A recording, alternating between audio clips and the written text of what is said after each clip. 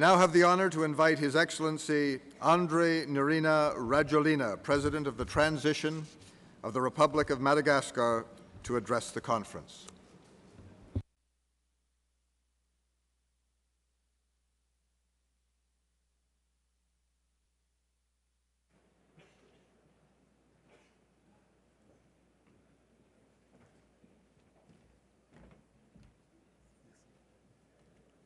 Excellences, Madame la Présidente de la République fédérale du Brésil, Excellences, Mesdames et Messieurs les chefs d'État et de gouvernement, Monsieur le Secrétaire général des Nations Unies, Monsieur le Président de l'Assemblée générale, Monsieur le Président de la Conférence, distingués dignitaires et représentants des pays amis et frères, Excellences, Mesdames et Messieurs, d'emblée, je dois avouer que le Brésil est non seulement le champion du monde de football, mais également un vrai champion de la qualité et la chaleur de l'accueil et de l'hospitalité. Mes premiers mots vont donc à l'endroit de cette terre d'accueil qu'est le Brésil, de son peuple et de toutes les autorités brésiliennes pour vos engagements et générosité, mais aussi à la ville de Rio de Janeiro, aujourd'hui devenue la capitale de nos projections communes pour un monde plus juste, le bien-être et la prospérité de la génération future. Au nom du peuple malgache, je tiens à vous féliciter de votre persévérance en vue de faire de ce sommet une réussite. Auguste Assemblée, les résolutions et les attentes de Rio+20 représentent le plus grand défi face aux enjeux majeurs mondiaux actuels.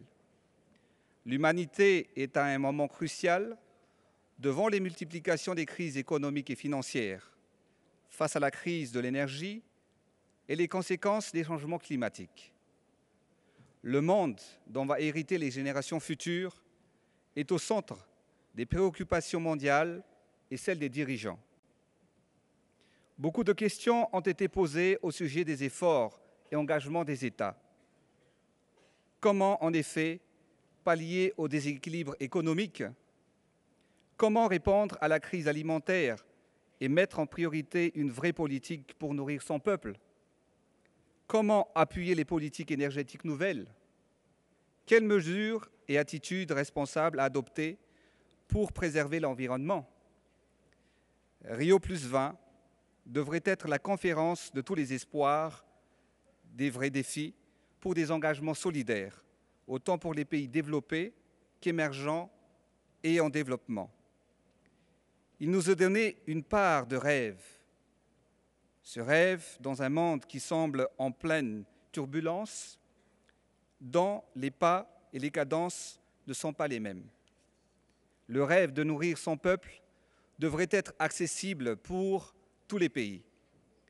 La création d'économies fortes autour des potentiels de chaque pays, de chaque État, est possible. L'inventaire respectif de nos états environnementaux et de nos ressources devrait être priorité. Cette part de rêve et cette rêve doit être accessible pour toutes les nations en renforçant nos solidarités à travers des assistances et en développant des formes de coopération innovantes, permettant ainsi un réel travail sur l'équilibre mondial. Le développement durable, tel que nous le préconisons, est en effet une création et un entretien d'une économie inventive de la politique de prévention sociale et de la gestion équitable et visionnaire des ressources naturelles et environnementales.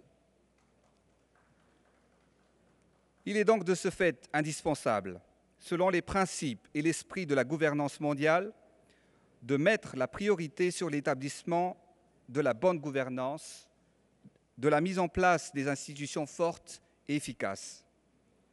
Efficaces et capables de créer des richesses, capables de continuer à réduire la pauvreté, capables d'apporter des solutions sur des questions de l'énergie et des matières premières, capables de préserver l'environnement. nous avons le devoir d'interagir, à trouver les moyens de mettre en œuvre tous nos engagements en faveur du développement durable, mais aussi d'accélérer son application. Chaque État est individuellement engagé pour une politique globale et une approche spécifique. Néanmoins, toutes les démarches devraient être entamées afin de renforcer la cohérence et la coordination entre les pays, les Nations unies et les institutions financières. Ce cadre institutionnel spécialisé et autonome aura pour seul mandat la promotion des objectifs, la mise en application et le suivi de la mise en œuvre des différentes décisions. Il s'agit également de lui doter d'un outil d'évaluation, des plans et programmes. Il devrait répondre aux vrais défis mondiaux pour atteindre le développement durable. Les pays du Sud feront face à plusieurs enjeux politiques, socio-économiques qui seront différents des préoccupations des pays du Nord. Mais les efforts conjugués selon ces diversités permettront d'atteindre nos objectifs communs selon les spécificités de chaque pays. Car si certains disposent des ressources de potentialité pour répondre facilement à la création d'une nouvelle économie, d'autres sont prédisposés pour des assistances et renforcements de capacités et bénéficieraient des plus-values en économie de partage. Si d'autres nations ont des avantages certains en matière de préservation de l'environnement, d'autres devront par contre bénéficier d'expertise pour répondre à la nécessité d'une gestion pérenne et la valorisation de leurs ressources. Une vraie politique de coopération sud-sud devrait être donc un levier pour répondre aux attentes pour le développement durable dans les pays émergents et en développement. Une vraie politique axée sur la stabilité régionale, voire continentale, axée sur l'économie verte avec la préoccupation particulière concernant la sécurité alimentaire et l'optimisation des ressources minières, halieutiques, énergétiques et forestières au profit de la population sont plus que des engagements, ce sont des devoirs. Les objectifs du millénaire préconisent un dynamisme mondial pour éradiquer les fléaux de la pauvreté et des inégalités. Rio+20 est un nouveau souffle pour réduire encore et davantage les écarts entre les gouvernances et équilibrer le développement mondial. Excellences, Mesdames et Messieurs, Madagascar attache une valeur particulière à l'aspect humain du développement. Nous sommes aussi sensibles aux questions de la sécurité alimentaire, mais la préoccupation majeure est au sujet de la gestion durable de l'environnement, de l'optimisation de l'eau et du lancement d'une politique nouvelle d'énergie renouvelable. Les hommes, femmes et citoyens sont les principaux facteurs du développement durable, ce qui suppose d'agir dans le respect du droit, de stimuler la fierté nationale, la mobilisation pour une cause commune et avoir comme impératif une vision commune et à long terme pour le bien-être de tout un chacun et l'avenir des générations futures. Les agriculteurs constituent 80% de la population malgache, mais c'est également une population jeune, dont 70% en moins de 30 ans. L'éducation joue donc un rôle majeur pour atteindre les objectifs du développement du millénaire. Les citoyens responsables devraient donc se donner la main pour atteindre ces objectifs.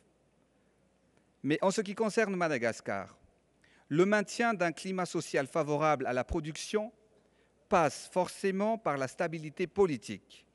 C'est la raison de la nécessité absolue d'organiser en priorité les élections libres et transparentes dans les meilleurs délais, ce qui reflète l'aspiration du peuple malgache.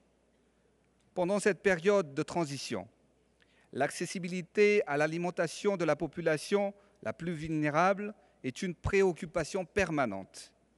l'État assure son rôle de prévention en octroyant des subventions pour le riz et les produits de première nécessité aux produits des franges ciblées par la population sur le court terme.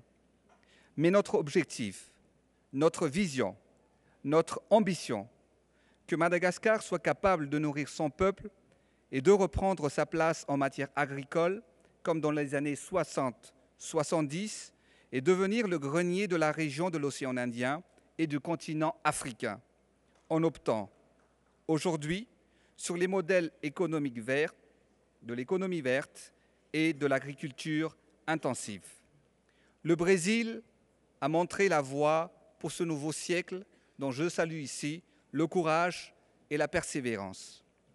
L'Afrique en général, et Madagascar en particulier, traduit sa prise de conscience sur la nécessité de promouvoir l'agriculture comme un des facteurs de réduction de la pauvreté afin d'atteindre les objectifs du développement durable.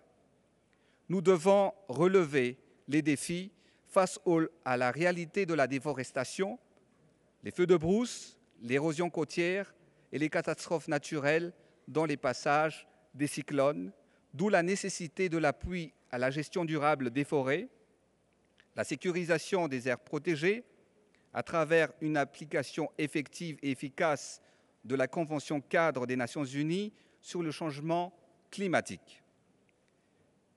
Madagascar dispose d'un capital nature. Il est classé parmi les pays à mégadiversité. Ce capital nature représente un réservoir immense de ressources et d'énergie renouvelables. En effet, le potentiel en hydroénergie recensé à Madagascar est l'ordre de 7000 mégawatts, mais seulement exploité à 1%. L'exploitation de ce potentiel serait une réponse à l'attente de la population de réduire les coûts de l'électricité, ce qui permettra à chaque ménage d'y avoir accès. Tel est notre défi, tel est notre objectif. Et dans les 5 à 10 années à venir, que les besoins en énergie à Madagascar seront couverts intégralement par les énergies renouvelables. Excellences, Mesdames et Messieurs, Rio+20 est le sommet de tous les espoirs dont les enjeux sont planétaires. La seule réponse à nos préoccupations serait bâtir et de bâtir l'avenir sur les valeurs de respect, de partage et de solidarité. Mais avant de terminer mon allocution, j'aimerais poser à cette auguste assemblée: combien d'entre vous ont vu le film Madagascar 1, Madagascar 2, Madagascar 3? Je parle et je dis ici une merveilleuse réalisation cinématographique à succès planétaire. Oui, la réponse est oui. Des millions de personnes ont pu rêver d'un lieu paradisiaque, d'un pays, d'un endroit, sans y être allés à travers les personnages hilarants de ce film. Les enfants malgaches, comme les enfants du monde entier, seraient et étaient émerveillés et leurs yeux brillaient en regardant cette fiction. Mais entre fiction et réalité, Madagascar existe avec ses spécificités, sa diversité, ses engagements et ses aspirations au développement durable, tournés vers la recherche d'un environnement plus juste, plus sain pour la génération future. Les résolutions de Rio+20 ne devraient pas être seulement des scénarios où chaque pays a juste écrit son propre histoire, où chaque dirigeant fasse tout simplement son discours à cette tribune, mais ensemble, nous devrons les réaliser et les concrétiser. Rio+20 est un rendez-vous avec l'humanité et avec nous-mêmes. L'avenir et nos générations futures dépendra donc de nos actions et de nos déterminations. Excellences, Mesdames et Messieurs, je vous remercie de votre attention.